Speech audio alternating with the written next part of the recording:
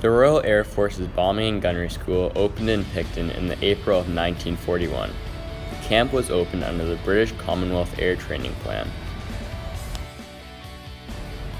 Canada was one of 5 other countries a part of the plan. Other countries included were Australia, New Zealand, South Africa, Southern Rhodesia, and the United States. Canada was the leading country in how many personnel were trained in the BCATP, with upwards of 131,000 students trained in various specialties, with Camp Picton contributing about 10,000 students. Camp Picton was not the only camp in Canada, of course. There were 111 other camps scattered around Canada at the time, and over 100 more camps in other countries. Camp Picton was a significant contributor to World War II. Camp Picton trained over 600 students at a time in 6 to 8 week increments before the men went off to war. Bombing ranges were created around the area of CFB Picton to accommodate for the students specializing in bombing and gunnery. Picton was the perfect location for the camp, as it is surrounded by water, which was used during bombing training as the targets would be set in the water, and it also lies on Macaulay Mountain, which made for a great vantage point and perfect elevation for takeoff and landing. What was the main reason why Picton was chosen over other places to build the camp?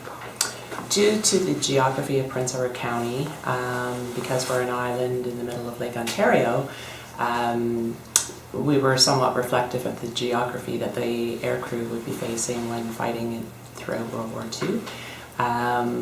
We were able to set up targets in Lake Ontario, which they could bomb and do their training with. Also, we were very fortunate to have H.J. McFarland and members of our Chamber of Commerce go to Ottawa and advocate for Prince Edward County to receive a destination as a BCATP site. Many amazing stories have come out of Camp Picton and people involved that show proof of how significant BCATP sites such as Camp Picton were to World War II. Many stories that we've been fortunate enough to hear. One of the most touching ones and most emotional moments was when I had a gentleman pull up in front of the office in a van, and he slumped over the steering wheel, and I went rushing out thinking he'd had a heart attack or some health failure. But he was just sobbing uncontrollably.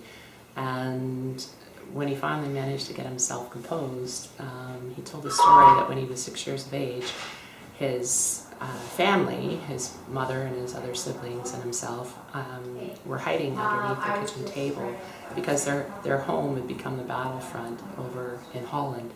And he said if it hadn't not been for sites like the British Commonwealth Air Training Plan sites across Canada, who were responsible for training 133,535 men and women, the Canadian paratroopers that landed out in the backyard and were able to extricate them from the home, they would not be alive today. And he became very emotional and very appreciative over Canada's contribution.